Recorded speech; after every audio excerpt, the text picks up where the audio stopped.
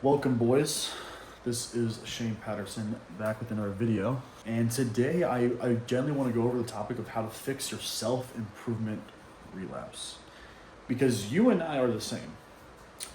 We yearn for a fix that's going to magically just improve our life. We let our guilt from small mistakes completely derail all of the progress that we've made. If any of this sounds familiar, just keep listening. I genuinely think I have found a fix to that problem.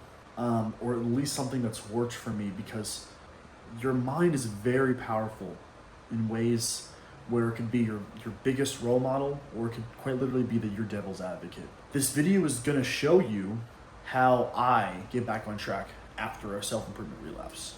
Okay, and if you're kind of wondering what a relapse is, at least in the self-improvement sense, you have to understand relapse in itself and the feeling that comes with it. After you make a small mistake or you fail at something while you're on your self-improvement journey, you're gonna feel this level of guilt and shame for fucking up that good habit. And I think this is important because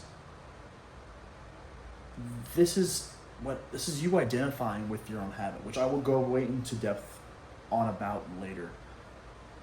But I really want to highlight that in this video. I'm going to show you how what I believe to be a relapse is normal for most, if not anybody. I mean, especially if you're in a self-improvement guy, you've had times where you fuck up and you honestly just don't have a good reason for it. You genuinely don't. I've had those times as well. Like, I was like, fuck it. Some days I'm just like, yeah, I'm gonna smoke a joint. But to be honest, that shit can be tough when it comes to getting back on track. Because you do great on self-improvement for a couple days or weeks or however long. And then that immediate guilt you feel is just like really strong for a while. And I don't know if it feels like this for anybody else, but I think I put so much importance on these good habits, and I'm sure you have as well, that you actually start to get worse because of it. And I know that doesn't make any sense. You're probably like, oh, that sounds stupid. I promise, just wait and I'll explain it. I'll give an example. Say yesterday you binge ate all day. And as soon as you wake up today, you notice that you already crave those super sweet or savory junk foods. And it's literally because your brain is trying to convince you to fuck up again because it wants that dopamine hit. You may have heard about this stuff before, but I'd like to put a little bit of a spiritual twist on it. That I truly believe that bad voice is the devil's advocate. It feeds off your small failures, trying to suck you back into the degenerate lifestyle that you're trying to leave. I encourage you to listen to this video because I'm going to go into 3 steps on how I actually feel like I've gotten. Because let me explain something real quick. When you relapse, it's not a one and done thing. You're going to do good for a while, relapse. Maybe relapse a week after that, and you're gonna do really good, and you're gonna relapse again. It's not about quitting relapsing, which would be ideal, but we're humans at the end of the day. You're gonna have ups and downs. You're gonna have bad news. You're gonna experience something that's tough a day. These things are gonna happen. So the best way to go navigate it is to actually learn how to get out of it quicker instead of trying to prevent it at all, because you're never gonna prevent it at all. There are some certain external factors in your life that are gonna affect how you feel, and you just cannot control them. So what we're going to do is I'm going to teach you how to navigate those emotions and then get out of that relapse as fast as possible. A lot quicker than you have been. And then we also prevent self-sabotage from that same relapse getting worse and worse and worse through the continuance of doing those bad habits. So this begs the question, what can I do? What can you do to fix our lives or to withstand the devil's advocate that I just talked about? And I think it's not necessarily about withstanding that voice. I think it's more about acknowledging the voice and choosing to disagree instead. The best practical way that I have done on what I've done to get back on track faster, instead of it letting it consume me for days or weeks, I can usually get over it in about a day. Give or take, right? We're not perfect. And I think that this method that I'm going to tell you here in just a little bit will genuinely help you throughout your self-improvement journey, because The only way you stop improving is if you quit for good. So if you can learn to catch yourself early in this degenerate cycle of self-sabotage, you may be able to catch it soon enough to get back on track a lot quicker, which is the goal of this video, right? That's the goal. You want to get back on track a lot quicker and get out of the self-improvement relapse that you've just endured. So to clarify on the relapse part, that I call it a relapse because it's almost like a drug. Self-improvement's like a drug. It's this movement that creates a good feeling inside. You place your identity on this feeling of being disciplined and working hard. And yes, that is completely normal. That is human behavior. I'm not saying you shouldn't do these things either. I'm just saying what it does. You build your identity off these habits that you do every day. If you combine 6 bad habits in a row, you're going to feel a lot shittier versus if you combine 6 good habits in a row. Working out, eating clean, sleeping good, all these other things compared to the bad habits like smoking weed, playing video games, jacking off. These are the basic ones too. Every single one of you guys are going to struggle with one different thing at a time. So the way I get out of this relapse quicker is understanding that the mistake that I made isn't who I am, and neither are those good habits. Your personality and your identity were created by God.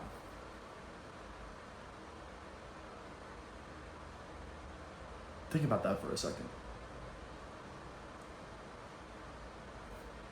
God did not create you for you to put on a mask behind your habits, which is a lot of people do, especially in the self-improvement space like myself. You place your value on the number of good habits you're doing and the number of bad habits you're doing. And if you're neutral and not in the positive on the good habits side, you're actually going to feel worse when you combine those negative habits.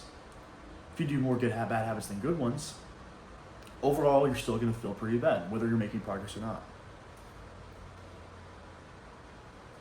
When you learn to dissociate your mistakes and to get back on track, and I mean this literally, by the way. Yesterday and the day before yesterday, me and my best friend got into a fight, a physical altercation. It fucked us up both. For 24 hours, I legitimately didn't do anything.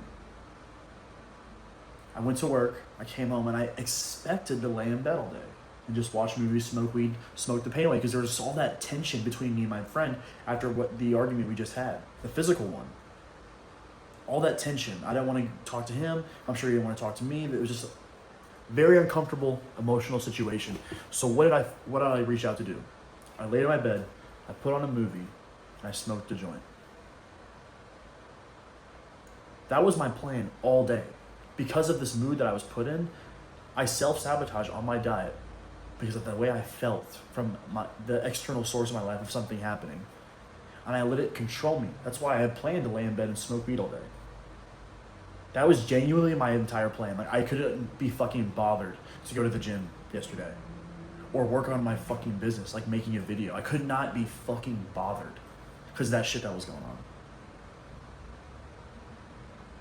But I got one phone call from a friend of mine.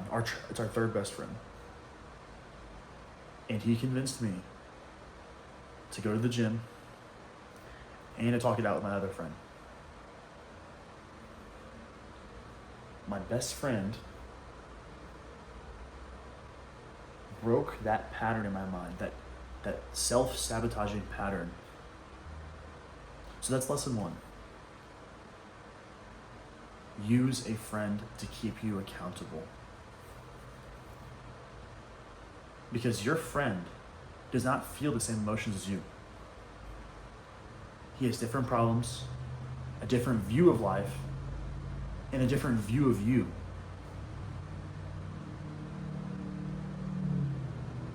So when you give him things to keep you accountable for, regardless of how you feel, that is literally the number one quickest way to get out of a relapse. Is when your friend, your family calls you out on your bullshit. I am so grateful for him calling me that day. He motivated me to get a workout in. He motivated me to get out of bed and talk it out with my other friend. I didn't want to. I literally wanted to lay there all fucking night until I went to sleep and woke up for work the next morning. I wanted to eat junk food, smoke weed, and just watch movies. But my friend held me accountable. He said, hey, it's Monday, you can't miss the gym. And all I needed was that little bump to be like, yeah, man, you're right. I gotta go to the gym. And guess what? Then I started talking to people. I started getting social again. And guess what? They gave me enough courage and motivation for my friend to convince me to go home and talk it out with my best friend. And now we're good. See how one friend can do such insane things? Now keep in mind, this has to be a friend who's also motivated in life and disciplined as well. Because if you have some fucking loser friend who just wants to sit around and be sad with you and play video games, like, yeah, like of course you're not going to get anywhere. But when you have that friend who takes his shit serious too, he keeps you accountable. So that's it for lesson 1. Find a friend to keep you accountable, regardless of how you feel. Number 2, don't let your failures or mistakes define who you are as a person. I want you to feel that pause. I gave you an opportunity to think there for yourself. What are some habits that you identify with that you literally feel like absolute shit if you miss on that habit? I'll give an example. Right now. For a long time in my life, I placed my identity on the gym. I lived for the gym. Which in the beginning, keep in mind, like when you're new to the gym, that's totally fine. You need to be obsessed with the gym when you first start. If you want true progress, you have to be obsessed with the gym. It may take a couple weeks, couple days, couple months, yeah, but you want to end up becoming obsessed. Because the gym will be your life for a certain period until you reach a point where you're confident in your physique. I promise. That's what I did. I became obsessed. I built a strong physique off of that. I built discipline because of that. So now that I've been working out for 4 years, it doesn't take discipline to go to the gym. It's just who I am now, right? For a long time, I placed all of my identity and value on the gym. So if I would miss a day at the gym, I would genuinely be distraught. My self-image of who I am literally lost like points in a video game. Like if it's out of 10, I lost 2 points because I skipped the gym that day. And yet I'm still just as jacked. I'm just as lean. Because one day isn't going to change your entire life. But yet I made it my entire world. And that caused that self-sabotaging mindset for me to say, fuck it, I'm going to cheat on my diet too. Fuck it, I'm going to smoke weed. When you compound the good things in life, you see amazing results. But when you compound the negative things in life, you're going to see incredibly bad results quickly. Because it's a lot harder to go up than it is to fall down.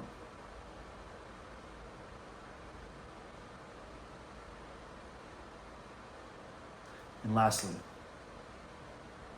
what makes the bad habit bad? Is this a bad habit that you decided was bad? Or is it a bad habit that you've heard someone else say is bad? Think about that. If I'm being raw and authentic on this channel, like I plan to do, I'm not going to tell you to do something blindly. I want to encourage you to create your own thoughts for yourself as an actual man, an individual member of society. Because whether it's me or somebody else, we all think our way is the best way. You do too. If you're good at something, you think your way is the best way. Like, admit it, literally admit it, because it's the truth. You literally know it. It is the truth. If you're fucking good at video games, you're like, you think to yourself, I am the best at video games. I am better than most people at video games. If you're really jacked and big and you're lean and you have an amazing physique, you think I am the best looking out of anybody that I know. I'm better looking than that guy. I'm stronger than that guy. I could beat that guy up. I mean, that's the first thought you'll have, right? I mean, I'll admit it. The first thought I had, when I meet someone, in the back of my mind, just very subtly, I think to myself, could I beat this motherfucker up? Would it be hard to hurt this guy? What threat level is he in my mind? These things aren't conscious, by the way. It's how men are wired. It's subconscious. So I want you to think for yourself, what defines this habit as a bad habit? This is not an excuse to do bad habits, by the way. Snorting cocaine or fucking jerking off to porn, like there's no excuse for those things. And you may say the same thing about weed, and that's your personal opinion as a fucking man. Because that's what I promote on this channel. I absolutely hated being told what to do through every job that I've had in my life. I am not your fucking employer. You can choose to believe the same things I do. Because for some of you, this isn't gonna work. If you touch weed, you smoke a little bit, you're a fucking retard. And that's just how it is. That's how you're built. That's how God created you. So I want you to understand something very clearly. Define what your good or bad habit is. Now, there are a common couple ones that, if you just say they're good habits, like you're genuinely just dumb as fuck. Like jerking off to porn, that's clearly a bad habit. Now, some of you may think jerking off is not a bad habit. Occasionally jerking off. That's you, bro. I find more success in not doing it at all. I'm more motivated. I'm more ambitious. I work harder. And a lot of it is just because I'm craving sex, bro. Like, to be straight up, I'm just craving sex, bro. But I use that energy and that anger of wanting to fuck like a man with dominance. I use that energy and I transmute it into things like the gym, into pursuing my goal-driven purpose. Formulate your own opinion. Let's recap everything. Number one, find a partner or friend who holds you fucking accountable to the highest degree. Number one. Number two, stop attaching your identity to your habits. Your habits are just a tool to get better in life. They're a bunch of little tools to add to the toolbox, which gives you the ability to fix the car. Each good habit is a tool to your toolbox to fix the car. Think of it that way. If you fuck up, brush it off your shoulders. Don't do the other bad habits. Continue as you were going. Do the next day, just like you have been. Number three. My bad. Number three. Define what your good habits and bad habits are. Don't be a fucking dumbass, though. If it's a genuinely well-rounded bad habit that everyone knows about and that everyone knows is bad, based on studies and comparisons and everything in that future realm of science, don't fucking do it, bro. Don't be a dumbass. Please, don't be a dumbass. But anyways, 3, find good habits. Find out your good habits. Find out your bad habits. Those are the 3 things that I've used to get out of a relapse quicker. It's genuinely worked because yesterday I felt like absolute shit. I didn't want to do anything with my life. I had rule number 1, my friend, accountability partner, told me to get the fuck up, get to work, and guess what? We're rocking today. We haven't ate any shit food today. We're locked in. We're about to get a workout in soon. We took a shower. I'm feeling good. I recorded a video. These things work, guys. They work. I am living proof. I will document everything that I experience and find and know to you.